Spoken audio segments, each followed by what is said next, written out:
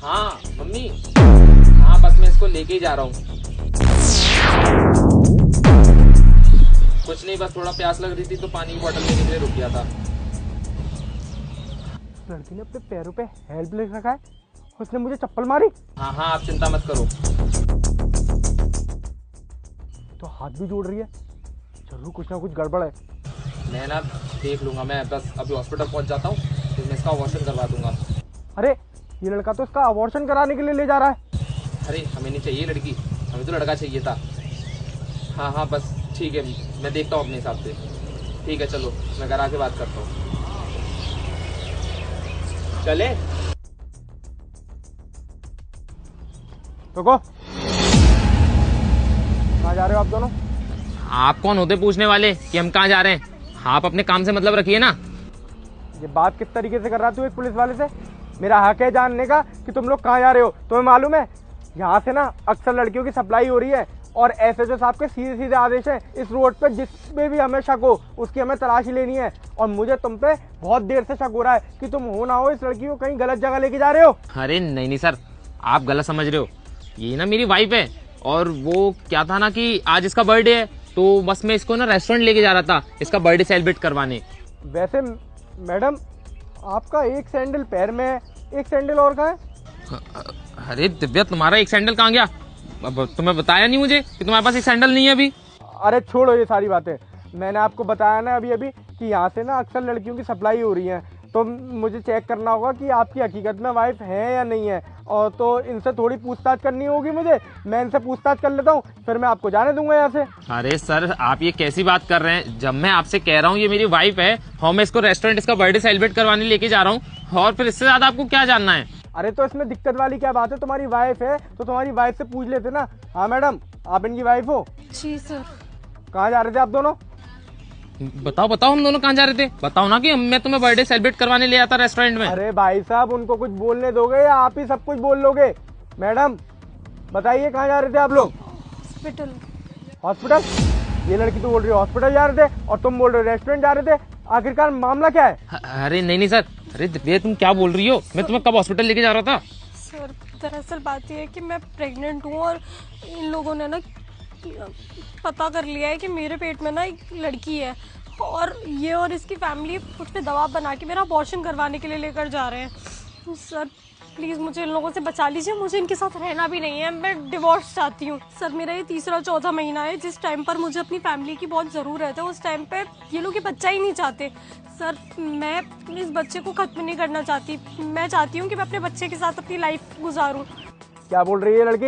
अरे नहीं नहीं सर, इसका ना दिमाग खराब हो गया है, इसको ना मेंटल हेल्थ इशू है, इस वजह से ये ऐसी बहकी बहकी बातें कर रही है। मेंटल हेल्थ इशू इसे नहीं है, मेंटल हेल्थ इशू तुम लोगों के दिमाग में फंसा हुआ है, जो आज भी लड़कियों को नीचे करके देखते हैं कि लड़की पैदा हो जाएगी तो हमें दहेज देना पड़ेगा, लड़की पैदा हो जाएगी तो ये हो जाएगा, लड़की पैदा हो जाएगी तो वो हो जाएगा। तुझे मालूम है जब तुम लोग यहाँ पे खड़े थे ना, तो इस लड़की ने अपना एक सैंडल उतार के मेरे में मारा, और मैंने इस लड़की की तरफ देखा तो इस लड़की ने अपनी स्कर्ट के अंदर हेल्प ले रखा था। वो हेल्प देख के मुझे बहुत अजीब लगा, और उसके बाद मैंने तेरी बातें सुनी कि मैं हॉस्पिटल लेके जा रहा हूँ और अबॉर्शन कराऊंगा, तब मुझे लगा कुछ ना कुछ गड़बड़ है, और मैं यहाँ पे आया तो मेरा पूरा शक यकीन में बदल गया कि यहाँ पे तो छोटी गड़बड़ नहीं, यहाँ पे तो बहुत बड़ी गड़बड़ है। हाँ, क्यों कराने ले जा रहे थे अबॉर्शन? क्योंकि इसके पेट में एक लड़की है, एक लड़की को जन्म देने वाली थी।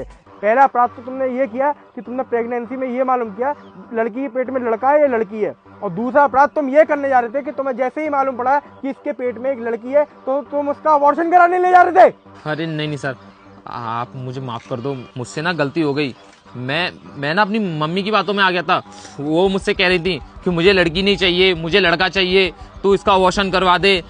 सर बस मैं उनकी बातों में आ गया था, मुझ पर बहुत बड़ी गलती होगी सर, आप मुझे माफ कर दो, मैं आगे से कभी ऐसा नहीं करूंगा। सर मुझे इन लोगों पर भरोसा नहीं है, और मुझे ऐसे इंसान के साथ अपनी आगे की लाइफ नहीं बितानी है जो अपनी होने वाली औलाद के लिए भी स्टैंड नहीं ले सकता, जिस इंसान ने कभी मेरे लिए स्टैंड नहीं लिया। सर मुझे डिवोर्स चाहिए, और मैं इसके साथ कहीं नहीं जाना चाहती। I don't trust him. अरे मुझे एक बात बताओ, तुम्हारी माँ तो पुराने ख्यालातों की होगी, तुम तो आज की दुनिया के आदमी हो ना, तुम्हें तो सोचना चाहिए था ना कि आज की तारीख में भी तुम लड़की और लड़के में भेदभाव कर रहे हो। तुमने ये मालूम कर लिया कि तुम्हारी पत्नी की कोख में लड़की है तो उसे मरवाने के लिए जा रहे हो। अरे लड़कियां आज की तारीख में कौन सी फील्ड में पीछे हैं? लड़कों से सबसे आगे चल रही हैं लड़कियां। चाहे तुम किसी भी फील्ड में उठा के देख लो। और तुम ये सोच रहे हो कि तुम्हारी लड़की हो जाएगी तो तुम्हें दहेज देना पड़ेगा, लड़की कुछ कर नहीं पाएगी। अरे तुम जैसे लोगों की वजह से हमारा इंडिया आज भी पीछे है। सर आप मुझे माफ़ कर दीजिए प्लीज़। मैं आपसे प्रॉमिस करता हूँ मैं आगे कभी ऐसा कुछ नहीं करूँगा। और दिव्या मैं तुमसे ही प्रॉमिस करता हूँ मैं ना आगे से कभी ऐसा कुछ नहीं करूँगा। प्लीज़ तुम मुझे माफ़ कर दो। नहीं, ये बात ऐसे खत्म नहीं होगी। मैडम इन्हें थाने लेकर चलते हैं, आप इनके खिलाफ बयान दर्ज कराइए और उसके बाद तो हम इनके खिलाफ कार्रवाई करेंगे। जी सर। अरे सर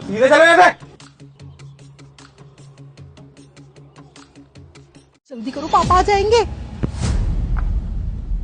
हाय कौन है तू? ओए नीचे उतरने की कोशिश मत करियो वरना पैर में गोली मार दूंगा तेरे में। नालायक वही रुक मैं अभी आ रहा हूं। चल अंदर। नालायक मेघा ये कौन है? पापा वो करने की जरूरत नहीं, सच बताइए कौन है? पापा वो ये वाईफाई लगाने आए थे। हमारे घर में इंटरनेट कनेक्शन ठीक से नहीं आता ना, इसलिए मैंने वाईफाई वाले बुलाए थे, तो वो ऊपर से उतर के ना केबल ठीक करके आ रहे थे। झूठ बोलने की कोशिश मत कर, हमारे घर में कोई वाईफाई नहीं है। और तू मेरे को सिखा रही है? देख मैं दुनिया की खबर लेता हूँ, मुझे सच बता दे। पापा आप चिल्लाते आज मेरा पारा बहुत आई है। तूने मेरा दिमाग खराब करके रख दिया है। मोहल्ले वाले मुझे बोलने नहीं देते। एक दिन मैंने ये जैकेट इस लड़के की पकड़ी थी ना, उस दिन भी तूने मेरे को घुमा दिया था। आज मैंने अपनी नजरों से देखा है, मैं तुम दोनों को छोड़ूंगा नहीं। पापा ऐसा कुछ भी नहीं है, आप गलत समझ रहे हो। मोहल्ले वालों का क्या है, वो तो दूसरों की लड़कियों के बारे में बोलते ही है ना। भले ही अपने घर में आग लगी पड़ी हो, लेकिन दूसरे की आग बुझाने में ज्यादा इंटरेस्ट रखते। सच कह रही है तू कि मैं दुनिया की आग बुझा देता हूँ लेकिन अपने घर की आग नहीं बुझा पाया। दुनिया पर नजर मेरी गड़ी हुई है, मैंने अपने घर पे तेरे पे विश्वास करके अपने घर पर नजर नहीं दौड़ाई, और तू मेरे साथ धोखा कर रही है। और तुझे तो मैं देखता हूँ अभी। अरे सर आप पुलिस वाले हो मैं समझ सकता हूँ, लेकिन अपनी बेटी पे डाउट कर रहे हो और मुझ पे शक कर रहे हो, देखिए ये गलत बात है। अरे वो मैं कनेक्शन ढूंढ रहा था कि वाईफाई में बढ़िया कनेक्शन कहाँ आएगा, आप अपनी बेटी के साथ मेरा कनेक्शन जोड़ रहे हो, ये गलत बात है। एक झापड़ बन गया ना, एक झापड़ में तू उल्लू की तरह बोलेगा, जैसे तोता बोलता है ना, तोते की तरह पड़ेगा तू। सच बता दे मेघा, मेरा पारा हाई नहीं कर। पापा सच बताऊंगी तो आप जाने थोड़ी ना दोगे, तब भी आप वही बोलोगे जो अभी बोल रहे हो। और अगर आपने इतनी कभी फ्रीडम दी होती कि मैं आपसे आके सच बोल सकती, तो शायद मुझे ये सब करने की नौबत भी नहीं पड़ती। आपके रूल एंड रेगुलेशन की वजह से ना ये सब हुआ है। आपने मेरा कॉलेज जाना बंद कर दिया सिर्फ इसलिए क्योंकि लोगों ने आपको सिर्फ इतना बोला कि आपकी लड़की का अफेयर बाहर चल रहा है। ठीक है पापा, एक बार को मान भी लेते हैं कि चल भी रहा है, तो उसमें गलत क्या है बताइए?